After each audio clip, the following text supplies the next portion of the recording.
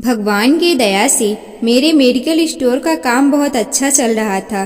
कुछ ही समय में मेडिकल स्टोर से मुझे अच्छी आमदनी होने लगी थी, जबकि मैं बिल्कुल भी अनपढ़ था।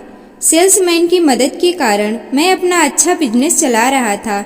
मैंने अपने मेडिकल स्टोर के पीछे एक दफ्तर खोला हुआ था, जिसमें बैठकर मैं सीसीटीवी कैमरे की मदद से मेडिकल स्टोर की पूरी निगरानी रखता था। एक दिन मैं अपने दफ्तर में बैठा अपने दोस्त से बात कर रहा था कि अचानक मेरे स्टोर में से किसी औरत की ऊंची ऊंची आवाज़ें आने लगी।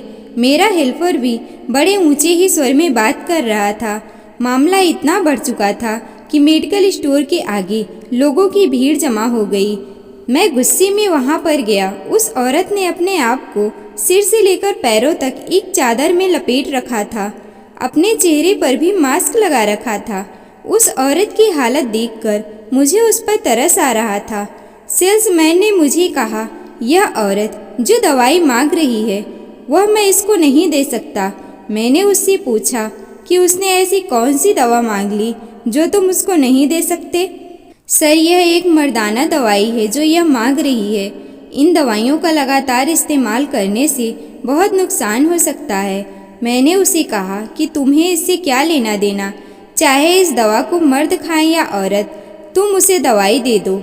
उसे यह बात कहकर मैं अपने दफ्तर में वापस आ गया और इस बात को काफ़ी दिन बीत गए, पर वह औरत फिर से मेरे मेडिकल स्टोर पर नहीं आई। एक दिन मैं दफ्तर बंद करके घर जा रहा था, तभी वह औरत मुझे फिर से दिखी। वह मुझे देखकर अपने आप को मुझसे छिपाने की कोशिश करने लगी। ऐसा लग रहा था कि जैसे वह मुझसे ही छिप रही हो, पर मैंने उसमें कोई दिलचस्पी नहीं दिखाई। अगले दिन मैं जब दुकान पर गया तो मैंने अपने सेल्समैन से उस औरत के बारे में पूछा कि वह औरत कौन सी दवाई लेने आती थी। तो वह मुझसे कहने लगा, सर, मैं यह नहीं जानता कि वह क्यों लेने आती थी, पर मुझे इतना पता है कि वह जो दवाई मांगती थी उसको लगातार खाने से बहुत नुकसान होता है। बहुत ज़्यादा ताकतवर इंसान ही उस दवा को खा सकता है, पर पता नहीं यह औरत इसे क्यों खा रही थी। अपने सेल्समैन की बात सुनकर मैं बहुत ज़्यादा परेशान हो गया। फिर मैंने अपने एक डॉक्टर दोस्त को फ़ोन करके इन दवाइयों के नाम बताया और पूछा कि यह किस काम में आती है। तो उसने कहा, यह दवाई आदमी अपनी ताकत को बढ़ाने के लिए इस्तेमाल करता है। अपने दोस्त की बात को सुनकर मैं सोच में पड़ गया था कि वह औरत इतना छुपकर इन दवाइयों को क्यों ले जाती थी, और ऊपर से वह औरत इस दवा के लिए इतनी लड़ाई झगड़ा क्यों करती थी। मेरा शक और ज़्यादा बढ़ गया था। मैं उस औरत की इस हरकत को भूलना चाहता था, पर भुला नहीं पा रहा था। वह बार बार मेरे दिमाग में आ जाती थी। आखिर क्यों? मैंने सोचा कि मैं इसकी हकीकत जानकर ही रहूँगा, क्योंकि अगर कल कोई ऊंच नीच हो गई तो उसमें मेरा भी नाम आ सकता है। अब मुझे हर रोज़ उस औरत का इंतज़ार रहता। ठीक 1 महीने बाद वह फिर से मेरे स्टोर पर आई। मैंने उसको नमस्कार किया, पर उसने कोई जवाब नहीं दिया और मुंह फेर कर चली गई। मुझे उस पर गुस्सा आया कि वह औरत आखिर अपने आप को समझती क्या है। मैं कौन सा इसके पीछे पागल हो रहा था। मैं तो बस उसकी हकीकत जानना चाहता था। फिर सोचा कि अगली बार जब वो मुझे दिखेगी तो मैं उसका पीछा करूँगा। इसके घर तक जाकर पूरी सच्चाई जानकर ही रहूँगा। फिर एक दिन मौका पाकर मैंने उसका पीछा किया, पर शायद उसको पता लग गया था कि मैं उसके पीछे हूँ, तो वह एक आश्रम में चली गई। मैं समझ गया था कि यह मुझे भटकाने की कोशिश कर रही है। मैं अपनी कार में बैठकर उसका इंतजार करने लगा। कुछ देर बाद वह बाहर निकली और आसपास देखा और आगे चल पड़ी। आगे जाकर वह बिल्कुल कच्ची झुग्गी झोपड़ियों में चली गई। अब मेरा शक यकीन में बदल चुका था कि कुछ तो गड़बड़ है। झुग्गी झोपड़ियों में रहने वाली वह औरत इतनी महंगी दवाइयों का इस्तेमाल क्यों कर रही है? यहाँ की तंग गलियों के कारण मेरी गाड़ी आगे नहीं जा सकती थी। इस कारण मुझे एक दुकान पर ही खड़ा होना पड़ा। उसके कच्चे घर के आगे एक रिक्शा खड़ा था। मैं समझ गया कि उसका घर वाला शायद रिक्शा ड्राइवर होगा। किसी ने मुझे उस औरत के बारे में कोई जानकारी नहीं दी।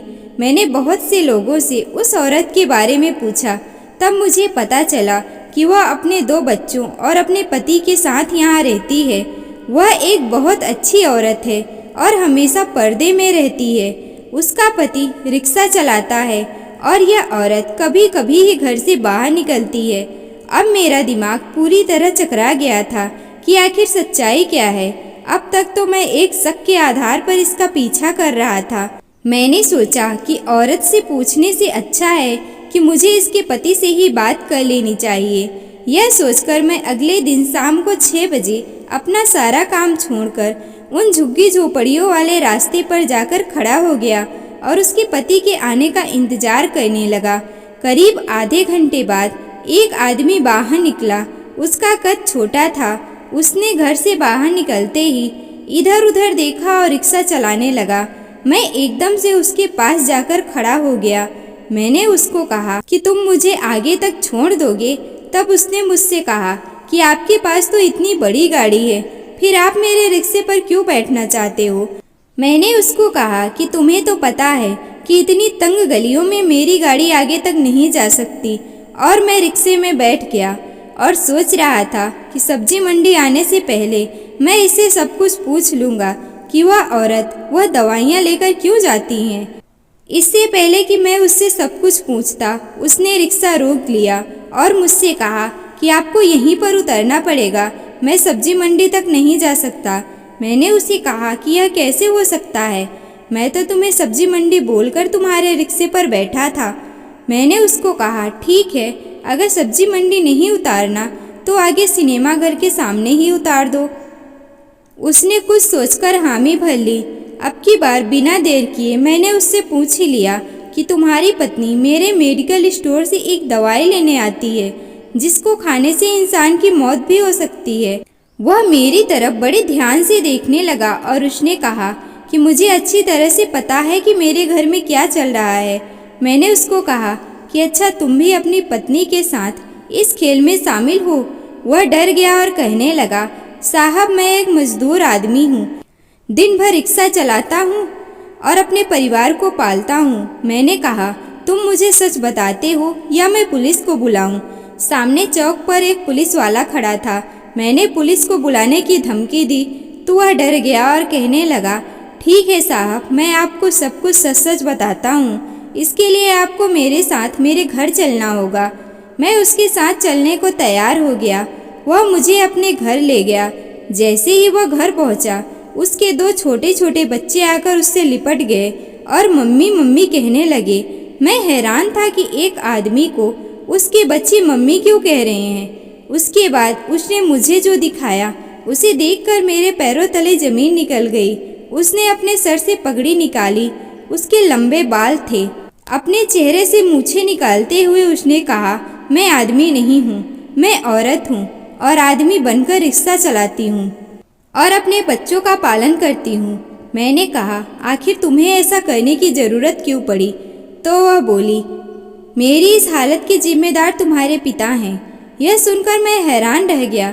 तब उसने मुझे एक ऐसा सच बताया जिसे सुनकर मेरे होश उड़ गए।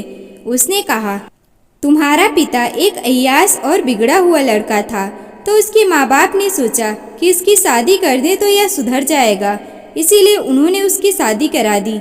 लेकिन शादी के बाद वह शराब पीकर अपनी पत्नी को बहुत पीटता था। कुछ समय बाद तुम्हारे दादा दादी की भी मौत हो गई, तो उसने अपनी पत्नी को घर से निकाल दिया। तब तक मैं पैदा हो चुकी थी और उसने दूसरी शादी कर ली। मेरी माँ मुझे लेकर वहाँ से चली गई। मेरे पति की एक रोड एक्सीडेंट में मौत हो गई, जिसके कारण अपने बच्चों का पेट भरने के लिए मुझे आदमी बनकर रिक्शा चलाना पड़ता है। मैंने सोचा कि इन सब का बदला मैं तुमसे ज़रूर लूँगी, तुम्हारी जायदाद में अपना हिस्सा लूँगी। इसीलिए मैं तुम्हारी दुकान पर दवा लेने आती थी। उन दवाइयों को खाकर मुझ में ताकत आती थी, जिसे मैं दिन भर रिक्शा चलाती थी। उसकी बात को सुनकर मुझे यकीन नहीं हो रहा था। मैंने कहा, तुम झूठ बोल रही हो। तो उसने कहा, मुझे कोई शौक़ नहीं है तुम्हें यह सब बताने का, बस तुमने पूछ लिया तो मैंने तुम्हें बता दिया। अगर भरोसा ना हो तो जाकर अपनी माँ से पूछ लेना। उसकी बात को सुनकर मैं वहाँ से घर चला आया और अपनी माँ से इसके बारे में पूछा, तो उन्होंने मुझे सब कुछ बताया और साथ ही वह अपनी सौतन को गाली भी देने लगी। यह सुनकर मुझे बहुत गुस्सा आया। कि आखिर इन सब में उसकी क्या गलती थी। मैंने सोच लिया था कि मैं अपनी बहन की मदद जरूर करूँगा। आखिर वह इस तरह से लाचार हो गई है कि उसे अपना वजूद तक बदलना पड़ा।